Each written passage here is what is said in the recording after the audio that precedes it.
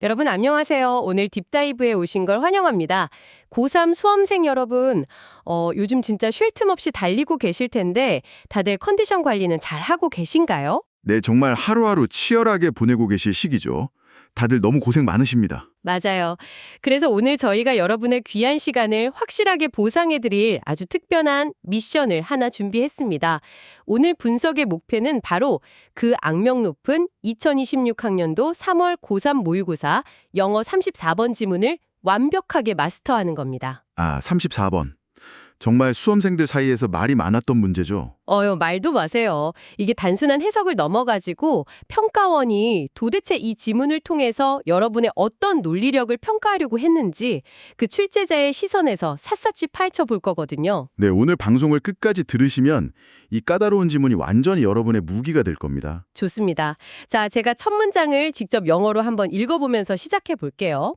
Think of the totality of your interactions where behavioral and interactional data is recorded and collected. 행동과 상호작용 데이터가 기록되고 수집되는 여러분의 상호작용 전체를 생각해보라.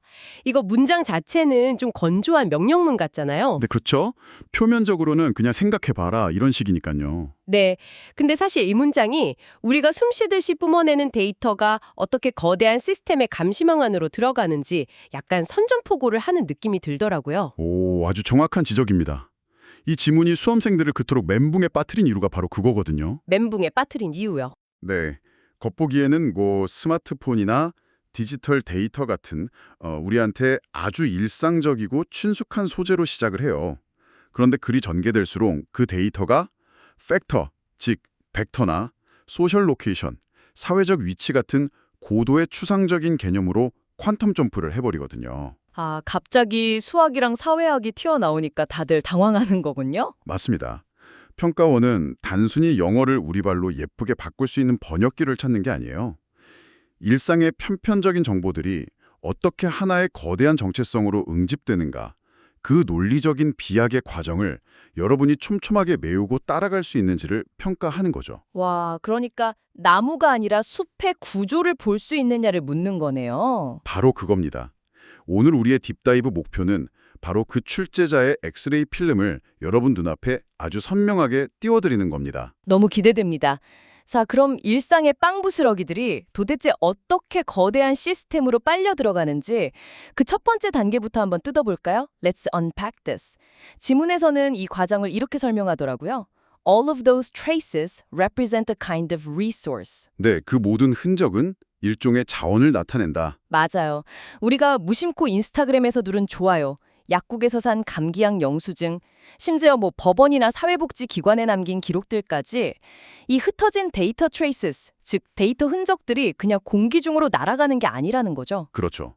증발하는 게 아니라 하나의 리소스, 그러니까 자원으로 차곡차곡 축적이 된다는 겁니다. 저는 여기서 평가원이 진짜 단어를 아주 치밀하게 선택했다는 느낌을 확 받았거든요. 수험생 여러분이 진짜 아셔야 할 게 출제위원들은 단어 하나 고를 때도 수만 번을 고민합니다. 수만 번이요? 와... 네, 이 텍스트의 본질을 꿰뚫으려면 그냥 단어장 펴놓고 뜻만 암기해서는 안 돼요. 문맥 속에서 그 단어가 어떤 역할을 하는지 파악해야 하거든요. 이 단락에서 데이터를 자원으로 만드는 핵심 동력이 바로 토탈리티와 인코퍼레이트라는 개념입니다. 토탈리티하고 인코퍼레이트 하나씩 설명해 주실 수 있나요? 먼저 토탈리티를 볼까요? 이게 단순히 전체나 합계를 의미하는 게 아니에요. 여러분이 남긴 수백만 개의 흩어진 데이터 조각들이 하나도 빠짐없이 유기적으로 결합된 완전한 총체를 의미하는 겁니다. 그냥 모아놓은 무더기가 아니라 완전한 총체. 네. 그리고 이 총체적인 데이터는 거대한 알고리즘 시스템 안으로 인코퍼레이트 됩니다. 지문에서 It incorporates whatever value is in your social network라고 하잖아요. 여러분의 사회 관계망에 있는 어떤 가치든 포함한다. 맞아요. 시스템이 그 모든 걸 하나의 거대한 몸집 안으로 완전히 통합하고 흡수한다. 이런 뜻으로 쓰인 거죠. 통합하고 흡수한다. 근데 제가 수험생 입장에서 빙의해서 이 지문을 읽어봤을 때 제일 아찔했던 순간이 바로 다음 단어였어요. 어떤 단어였죠? 다들 여기서 해석의 방향을 완전히 잃어버렸을 것 같은데 바로 synthetic입니다. synthetic, 울 것이 왔군요. 문장을 보면 along with synthetic measures of your trustworthiness or accountability 이렇게 나오거든요.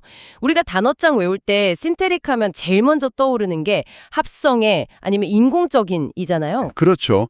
신테릭 레더 하면 인조 가죽인 것처럼요. 맞아요. 그래서 이 부분을 그냥 인공적인 측정치라고 쓱 해석해버리면 갑자기 막 AI가 만들어낸 가짜 신뢰성 약간 이런 식으로 글의 내용이 산으로 가버리거든요. 이거 출제자가 일부러 파놓은 함정이죠. 엄청나게 예리한 분석입니다. 평가원이 진짜 좋아하는 평가 요소 중 하나가 바로 문맥을 통한 다이어 추론입니다. 기계적으로 단어장 1번 뜻만 달달 외운 학생들을 걸러내기 위한 아주 완벽한 덫을 놓은 거죠. 와, 더 진짜 무섭네요. 이 지문에서 신세리클, 인공적인이나 가짜애로 해석하는 순간 글의 전체 논리는 그냥 와르르 무너집니다. 여기서 어원을 좀 깊이 파고들어보면요.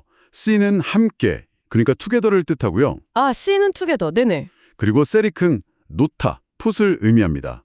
즉, 흩어져 있는 다양한 데이터 조각들을 한데 모아서 결합했다라는 뜻이죠. 오, 모아서 결합했다. 네, 데이터 과학이나 이런 학술적 텍스트에서는 여러 지표를 하나로 합친 종합적인이라는 의미로 쓰입니다. 여러분의 신용 이력, 결제 패턴, 사회적 책임감 같은 다차원적인 지표들을 하나로 싹 버무려낸 종합적인 측정치, 즉 synthetic measures라는 뜻이죠. 아하, 그러니까 출제자는 이 단어 딱 하나로 여러분이 이 파편들이 모여서 총체가 된다는 그 거대한 논리적 방향성을 쥐고 있는지를 날카롭게 테스트한 거군요. 정확합니다. 글의 커널음을 놓치면 그 단어 하나에 그냥 익사해버리는 거죠. 어휴, 단어 하나에 익사한다니. 근데 수험생들을 숨막히게 하는 건 사실 단어뿐만이 아니잖아요. 순등 영화 특유의 그 악명 높은 문장 길이 아시죠? 끝도 없이 이어지는 그 문장들. 네, 제가 이 지문에서 진짜 가장 기형적이라고 느꼈던 엄청 긴 문장을 한번 읽어볼게요. 여러분 한번 들어보세요. It is accumulated over the long history of your recorded actions and choices, built up from traces left on everything from social media to credit reporting agencies, shopping websites and loyalty programs, courthouses. 숨 차시세요. 와, 진짜 숨표 하나 없이 그냥 폭포수처럼 쏟아지거든요. 아니, 문장에 새로운 접속사도 없고 명확한 동사도 안 보이는데 도대체 왜 이렇게까지 문장을 부풀려 놓는 거예요? 이거 진짜 학생들 괴롭히려는 악취미 아닙니까? 겉보기엔 정말 악취미 같죠. 근데 사실 이것은 학술적 글쓰기에서 정보의 밀도를 극대화하는 아주 전형적인 방식입니다. 그리고 동시에 수능이 요구하는 고도의 인지적 과부하, 그러니까 Cognitive Overload 테스트이기도 하죠. 아, 인지적 과부하 테스트요? 네, 나중에 대학 가서 원서나 논문을 읽게 되면 이런 문장들은 진짜 수도 없이 마주치게 되거든요. 평가원은 수험생들이 이 복잡한 정보의 늪에서 시그널, 즉 신호와 노이즈, 소음을 제대로 구분해낼 수 있는지를 보는 겁니다. 신호와 소음을 구분하라. 그럼 이 문장의 진짜 뼈대, 신호는 뭔가요? 뼈대를 해부해보면 아주 간단해요. It is accumulated. 딱 이겁니다. 아, 그것은 축적된다. 끝인가요? 네, 그것이 이 거대한 문장의 유일한 핵심 주어와 동사입니다. 그 뒤에 폭포수처럼 쏟아지는 말들은 전부 부가적인 노이즈에 불과하죠. 어떻게 이렇게 길게 이어붙일 수 있는 거죠? 마법도 아니고? 그 마법의 비밀이 바로 과거분사, past participles의 연쇄 수식에 있습니다. 과거분사 연쇄 수식이요? 네, 문장을 보면 built up, 구축된, 그리고 그 뒤에 이어지는 left, 남겨진, 이런 과거분사들이 문장의 새로운 본동사 역할을 하지 않으면서도 바로 앞의 명사를 꼬리에 꼬리를 물고 꾸며주는 거예요. 마치 압축 파일에 정보를 계속 쑤셔 넣듯이요. 아, 접속사나 관계대명사를 쓰면 문장이 문법적으로 좀 길어지고 느슨해지니까 과거분사로 그냥 꽉꽉 눌러 담은 거군요. 맞습니다. 그래서 아주 빽빽하고 밀도 높은 텍스트가 완성되는 거죠. 듣고 보니까 진짜 거대한 압축 파일, 지파일 같네요.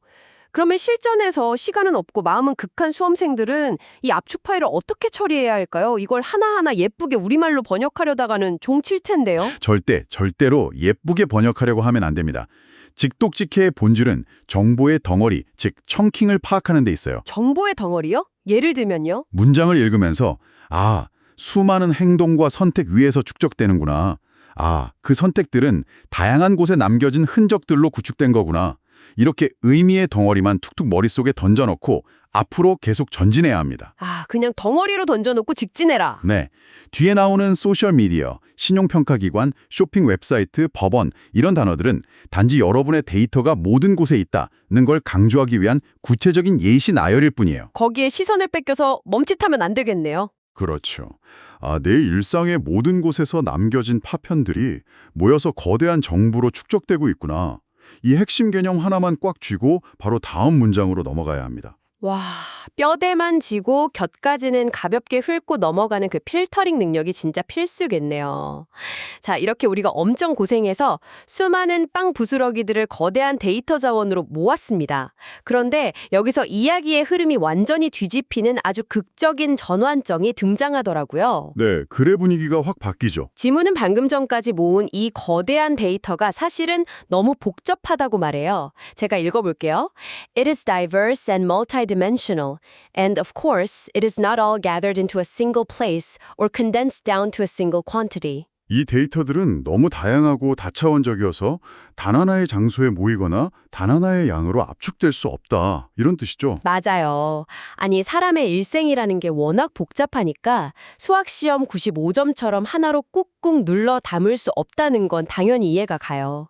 그런데 바로 다음 문장에서 글이 180도 바뀝니다. But in principle, it might be. 하지만 이론상으로는 그럴 수도 있다. 여기서 수험생들이 좀 혼란스러울 것 같아요. 아니, 방금 전까지는 인간의 삶이 너무 다차원적이라서 하나의 양으로 압축할 수 없다고 해놓고선 갑자기 그럴 수도 있대요. 출제자가 갑자기 자기 모순에 빠진 건가요? 바로 그 지점이 이 지문 전체를 관통하는 가장 중요한 논리적 전환점, 즉 피벗입니다. 피벗이요? 방향을 튼다는 거죠. 네, 이게 자기 모순이 아니고요. 현실의 복잡성에서 알고리즘의 수학적 환원으로 관점이 완전히 점프하는 순간이에요. 물리적인 현실 세계에서 우리의 삶은 당연히 복잡하고 다차원적이죠? 그렇죠. 오늘 제가 느낀 피곤함, 어제 친구랑 한 농담, 이런 걸 어떻게 숫자 하나로 표현하겠어요? 맞습니다. 그래서 앞문장에서는 압축될 수 없다고 현실을 인정한 거예요. 하지만 but in principle, 즉 그러나 원리상으로는, 이론상으로는 이라는 장치를 통해서 우리를 거대한 빅데이터와 알고리즘의 세계로 훅 끌고 들어가는 겁니다. 아, 컴퓨터 서버의 세계로요? 네. 그 세계에서는 이 모든 복잡한 변수들이 수학적인 계산을 통해 통합될 수 있다는 서늘한 진실을 던지는 거죠. 와, 현실에서는 불가능하지만 데이터 과학의 원리로는 인간을 요약할 수 있다.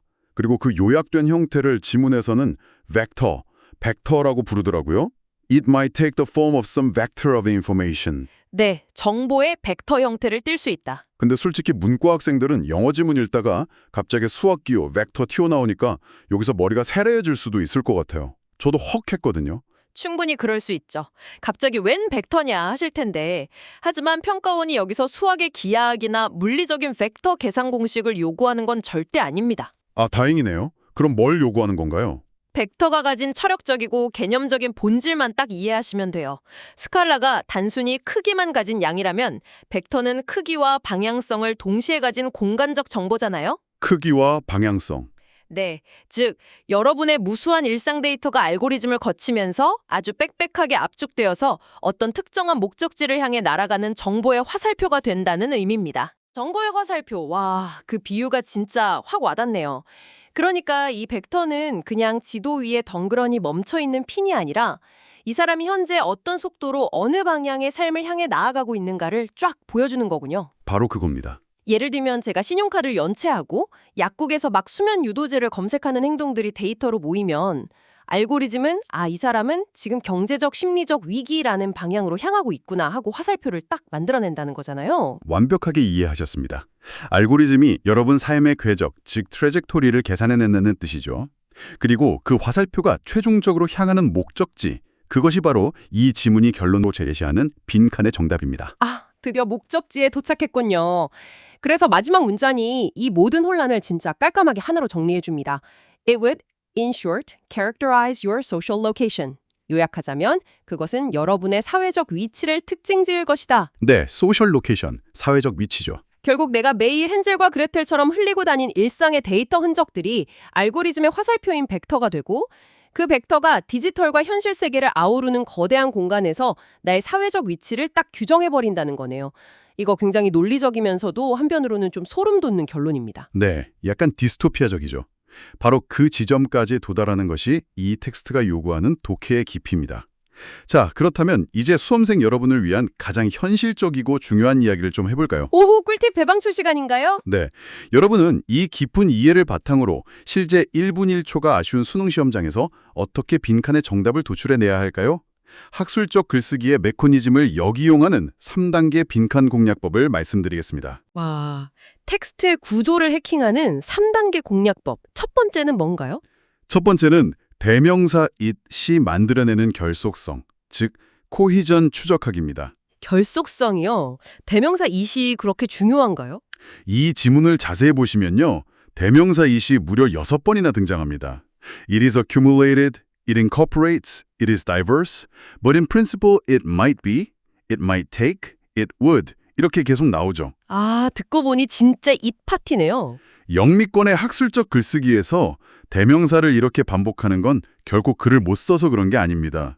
이것은 글의 통일성, 즉 유니티를 유지하기 위한 아주 강력한 닷을 내리는 장치예요. 닷을 내린다. 메인스트림이 흔들리지 않게 꽉 잡아준다는 거군요. 맞습니다.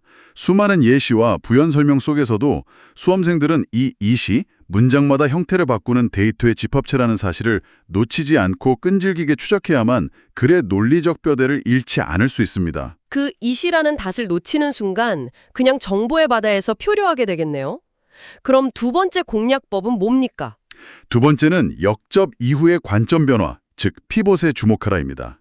앞서 우리가 살펴봤던 but in principle, 바로 그 지점이죠. 아, 원리상으로는 그럴 수 있다 하던 그 부분. 네, 수능 영어, 특히 빈칸 추론에서 빈칸은 절대 아무데나 뚫리지 않아요. 글의 흐름이 단순한 현상의 나열에서 출제자의 날카로운 분석으로 넘어가는 변곡점, 즉 혼돈에서 질서로 전환되는 그 결정적인 허리에 빈칸이 배치될 확률이 압도적으로 높습니다. 아, 묘사를 넘어서 분석이 시작되는 허리 부분. 네, 데이터가 파편적으로 흩어져 있다는 앞부분의 묘사를 넘어서 그게 알고리즘을 통해 벡터로 압축된다는 분석의 지점을 포착했다면 빈칸의 위치를 어느 정도 예측하며 읽을 수 있는 거죠. 근데요, 선생님, 실전에서 막 시간에 쫓기다 보면 그냥 기계적으로 but이나 however 같은 역점만 미친 듯이 찾다가 오히려 출제자 함정에 빠지는 경우도 진짜 많잖아요. 무조건 역접 뒤가 정답이야 하다가 낚이는 학생들 되게 많이 봤거든요. 아주 중요한 포인트입니다. 핵심을 찔러주셨네요. 그래서 반드시 세 번째 공략법이 결합되어야만 합니다. 세 번째 공략법이요? 바로 재진술, 즉 패러프레이징의 메커니즘 이해하기입니다. 패러프레이징, 다른 말로 바꿔쓰기죠? 네, 고급 학술 글쓰기에서는 똑같은 단어를 앵무새찬 반복하는 걸 굉장히 촌스럽게 생각합니다. 단순히 동의어를 쓰는 걸 넘어서 단어의 변형을 통해 개념을 점점 더 정교하게 다듬어 가거든요. 아, 의미가 진화하는 거군요. 맞아요. 이 지문 후반부를 다시 보면 벡터라는 단어가 먼저 등장하고요. 이게 다차원적 공간에서의 여러분의 포지션, 위치라는 단어로 한번 모양을 싹 바꿉니다. 오, 벡터가 포지션이 되고. 그리고 마침내 마지막 문장에서 빈칸의 정답인 소셜 로케이션, 사회적 위치로 최종 진화하는 거죠. 와, 대박. 그러니까 단순히 사전적인 동의어로 바꿔치기 한 게 아니네요. 벡터라는 되게 수학적이고 차가운 알고리즘의 개념이 포지션이라는 공간에 거쳐서 최종적으로는 소셜 로케이션, 인간의 사회적 현실적인 의미로 쫙 깊이를 더해간 거군요. 완벽한 요약입니다. 출제자는 동일한 개념이 어떻게 형태를 바꾸며 의미를 확장해 나가는지 그 궤적을 여러분이 추적할 수 있는지 묻고 있는 거예요. 이 재진술의 끈을 끝까지 놓치지 않았다면 선택지에서 정답을 고르는 건 수학 공식에 숫자 대입하는 것만큼이나 명확하고 쉬워집니다. 벡터가 포지션이 되고 결국 소셜 로케이션이 되는 이 정교한 진화의 과정. 와, 진짜 짜릿한 텍스트 분석이었습니다. 자, 수험생 여러분, 오늘 우리가 파헤친 이 거대한 논리의 흐름을 다시 한번 머릿속에 쫙 선명하게 그려봅시다. 네, 한번 정리해보죠. 우리가 매일 무심코 남기는 파편화된 traces, 즉 데이터 흔적들이 모여서 가치 있는 resource, 자원으로 축적됩니다. 이 데이터는 너무 복잡하고 다차원적이지만 강력한 알고리즘을 거치면서 크기와 방향성을 가진 단 하나의 날카로운 벡터로 압축이 되죠. 그리고 이 벡터 화살표는 최종적으로 사회라는 거대한 공간 속에서 여러분이 어디에 서 있는지 그 소셜 로케이션을 명확하게 규정해버립니다. 네, 아주 깔끔한 요약입니다. 오늘 우리의 이 심층 번삭이 수험생 여러분에게 단순한 문제풀이 스킬, 단어 암기 이런 걸 넘어서서 이 복잡한 텍스트의 뼈대를 싹 발라내는 아주 강력한 무기가 되었기를 진심으로 바랍니다. 진짜 그렇게 될 것 같아요. 그리고 수험생 여러분, 이 지문이 던지는 메시지를 단지 시험지 안에 있는 까만 활자로만 남겨두지는 않으셨으면 좋겠습니다. 오, 무슨 의미죠? 여러분이 방금 이 딥다이브를 듣기 위해 화면에서 재생 버튼을 누른 그 클릭 한 번, 그리고 중간에 멈추고 필기를 1시간, 심지어 다음에 어떤 과목 공부할까 고민하면서 알고리즘 추천 영상을 넘겨보는 이 짧은 순간의 선택들조차도 지금 이 실시간으로 보이지 않는 서버에 여러분의 새로운 데이터 흔적으로 기록되고 있습니다. 와, 듣고 보니까 진짜 그러네요. 우리가 지금 이 방송을 함께하는 이 순간순간에도 우리의 데이터 벡터는 실시간으로 계속 재계산되고 있다는 거군요. 그렇습니다. 여러분의 모든 행동이 여러분만의 거대한 화살표를 만들어내고 있는 거죠. 오늘 딥다이브를 마무리하면서 여러분 스스로에게 꼭 한번 질문해 보시길 바랍니다. 어떤 질문일까요? 수능 시험지가 아닌 이 진짜 현실 속에서 끝없이 펼쳐진 정보의 바다를 헤엄치고 있는 지금, 여러분의 소셜 로케이션, 그 사회적 위치는 과연 어느 방향을 향해 업데이트되고 있을까요? 아휴, 진짜 묵직하고 여운이 남는 질문이네요. 어쩌면 진짜 중요한 그 벡터의 방향은 거대한 알고리즘이 아니라 여러분 스스로가 매일매일의 선택으로 결정하는 것일지도 모르겠습니다. 네, 여러분의 궤적은 여러분이 만드는 거니까요. 맞습니다. 오늘 우리의 대화가 여러분의 올바른 궤적을 설정하는데 작지만 의미 있는 빵부스러기가 되었기를 진심으로 바랍니다. 고3 수험생 여러분, 끝까지 치열하게 고민하고 끈질기게 질문하십시오. 할 수 있습니다. 네, 끝까지 응원하겠습니다. 저희는 다음 심층 분석에서 더 날카롭고 흥미로운 통찰과 함께 돌아오겠습니다. 수험생 여러분, 화이팅!